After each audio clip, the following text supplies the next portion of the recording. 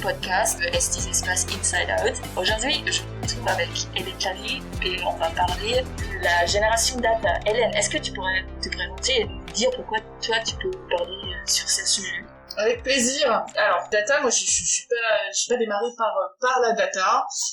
Par contre, j'ai démarré par le marketing, et le marketing au fil des années, ça fait maintenant 20 ans que je le pratique. Au fil des années, est devenu évidemment très digital et est aujourd'hui motorisé essentiellement par la data. C'est ce qui fait qu'aujourd'hui j'ai envie de vous parler de ce sujet. Ah super, donc du coup tu travailles pas seulement à l'école mais aussi dans l'entreprise. Ouais, tout à fait. Je m'occupe des programmes marketing ici à l'école, mais effectivement c'est une partie de ma vie. L'autre partie c'est Click Data, une boîte que j'ai cofondée il y a maintenant une douzaine d'années et au sein de laquelle je travaille essentiellement sur les aspects marketing et commerciaux au sein du marché européen. Et donc effectivement la data est au cœur de mon quotidien pro aussi. Ouais. Donc c'est vraiment une base pratiquée quoi. Je commence tout de suite avec ma première question. C'est parti. Voilà, qui est qu'est-ce que t'inspire de l'actualité par rapport à ton métier? Ouais, la data c'est un peu le trait d'union entre les organisations et leur environnement. Une organisation, pour savoir s'adapter dans une période aussi bousculée que celle qu'on a actuellement, elle doit d'abord être en mesure de bien comprendre les enjeux, à la fois les enjeux de ses clients, mais aussi les enjeux de ses équipes. Mais si je me concentre un tout petit peu sur le marché, pour être en mesure d'adapter ses stratégies de manière la plus agile possible, il faut d'abord pouvoir mesurer ce qui se passe. C'est tout l'intérêt de veiller à les actualités en tant que manager. C'est ce qui va nous permettre, en mesurant, de pouvoir imaginer de nouvelles idées, de pouvoir amplifier ce qui a l'air de fonctionner, pouvoir peut-être mettre en pause ce qui ne marche plus. Donc tout ça, ça passe effectivement par la data et le suivi de cette data pour s'assurer que les stratégies qu'on met en place sont effectivement les bonnes.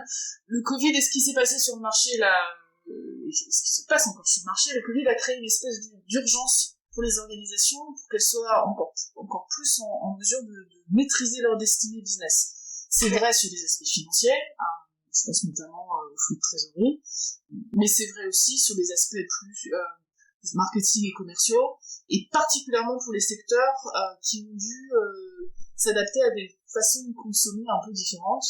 Je pense notamment à cette poussée des achats en ligne, et là, voilà, pour réagir suffisamment vite et le faire de la manière la plus efficace possible, il faut être très au fait de ces changements de consommation. Ça a aussi généré de nouveaux services, et voilà. Et pour imaginer ces nouvelles offres, c'est vrai que de s'imprégner de cette data et de cette évolution des comportements de consommation, c'est essentiel. Ok, mais du coup, c'est ce que tu viens de dire, c'est que d'abord il faut savoir se connaître sur son data dans l'entreprise, mais en même temps aussi voir ce qui se passe dans l'actualité pour qu'on puisse s'adapter aux données qu'on a de la vie quotidienne, c'est ça? Exactement. Après, j'ai juste une question. Est-ce que pour toi, le data, c'est que de l'efficacité économique ou de quoi s'agit-il vraiment? Pas que. Effectivement, quand on parle data en entreprise, on parle beaucoup s'assurer que je suis en adéquation avec les besoins de mes consommateurs, s'assurer que je pilote ma gestion et mes finances le plus possible. C'est pas que ça, et c'est aussi un petit peu ce qu'on a observé sur le marché au sein des organisations ces temps-ci, c'est que il s'agit aussi de suivre un petit peu l'état d'esprit de ces équipes. Donc là, on est plutôt sur la data au service du bien-être, et s'assurer que, de la même manière, s'assurer que les clients sont animés en fonction de leurs besoins, on va aussi avoir envie de s'assurer que les équipes sont en phase, tiennent le coup, donc on est sur de la data un peu différente, souvent plus quali que quanti, mais voilà, avec les technologies qui existent aujourd'hui, on peut tout à fait aller capter tout ça. C'est aussi l'intérêt de data pour bien comprendre ce qui se passe. Ça crée aussi un besoin sans doute plus fort de temps réel. C'est un peu ce que je voulais dire tout à l'heure avec l'urgence créée par ce qu'on vit actuellement. On a besoin de savoir ce qui se passe tout de suite, on a besoin de comprendre les envies et l'état d'esprit de ces équipes à l'instant T pour pouvoir être en phase avec ce qu'on propose et s'assurer que continuer à avancer dans de bonnes conditions. Donc c'est pas que une efficacité économique, c'est aussi un bien-être global de l'organisation. Ok, comment tout cela concerne nos étudiants? Alors les étudiants, d'un point de vue professionnel, ils ont une super carte à jouer parce que au sein des organisations, les gens qui sont aux commandes de ce type de pilotage aujourd'hui, je pense à des fonctions marketing, achat, RH, c'est finalement très très transverse. C'est des gens qui sont de ma génération, nous on n'est pas digital natifs, oui. On a appris en faisant, on a été chercher des briques pour se former au fil de l'avancée de notre histoire pro. Pour les étudiants aujourd'hui, il y a une super carte à jouer parce qu'il faut aller renforcer ces compétences-là et les étudiants sont très connectés, sont très branchés, sont à l'aise avec tout ça de manière assez naturelle. Donc il faut muscler ces compétences data, il faut être très très très très en phase avec l'actualité et je pense que ce type de bagage et de nature data, il y a vraiment quelque chose à apporter. Et c'est pour ça aussi qu'on peut parler d'une génération data maintenant qui grandit avec justement les réseaux sociaux, mais aussi maintenant avec Teams par exemple, parce que beaucoup de gens aux universités même utilisent Teams pour justement communiquer dans ce temps de vide. Après, je me demande juste comment est-ce que très concrètement nos étudiants ils peuvent se renforcer dans le domaine data. Les nouveaux outils de communication, ça fait partie effectivement de l'équation. Sur la partie compétences data, en fait c'est très lié aux compétences métiers. C'est-à-dire qu'aujourd'hui je ne peux pas faire du marketing de façon efficace sans avoir la data en tête, parce que c'est ce qu'on disait tout à l'heure, c'est ce qui va me permettre de bien comprendre l'environnement dans lequel j'évolue, c'est du coup ce qui va aussi me permettre de comprendre quels sont les besoins clients.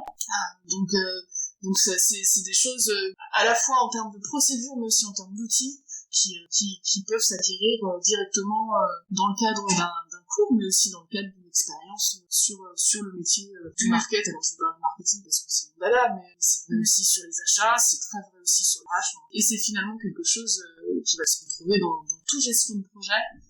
Donc pour résumer, en fait, on peut aussi mettre ça en avant dans son CV, par exemple, on sait très bien utiliser les logiciels qu'il faut aujourd'hui pour communiquer, pour vérifier le data, Ça passe par la découverte des outils, mais ça passe surtout par un état d'esprit qui est de pas oublier dans le cadre d'élaboration de stratégies, que ce soit un lancement de produit ou une nouvelle politique d'achat dans lequel vous etc. Ne jamais oublier d'être en totale connexion avec son environnement et ses enjeux de marché.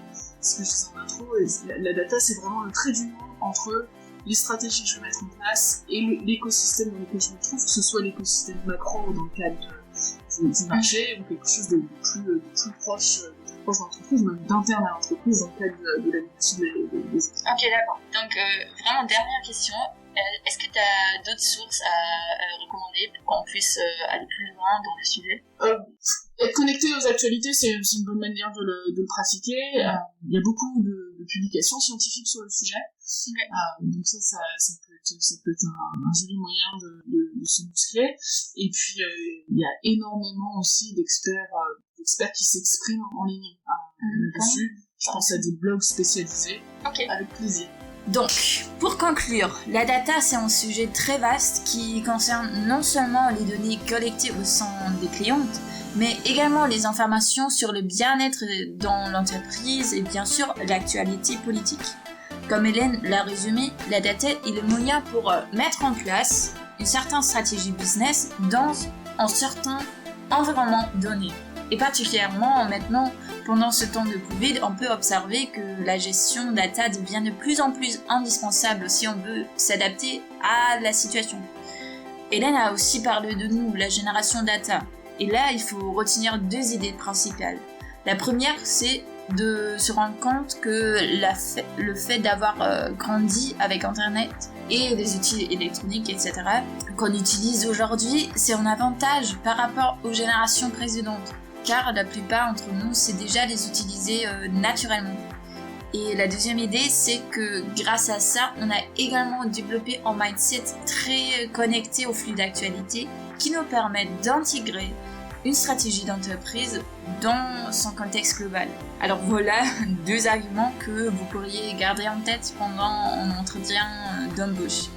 Alors n'hésitez pas à contacter Hélène si vous avez encore des questions et si vous faites partie de l'école bien sûr. Et merci pour votre écoute et à la prochaine. À bientôt. Ciao.